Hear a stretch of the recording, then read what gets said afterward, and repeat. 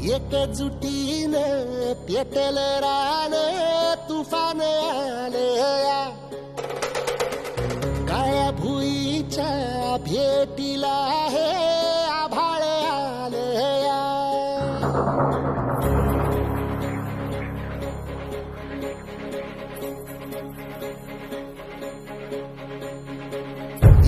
एकजुटीनं पेटलं रान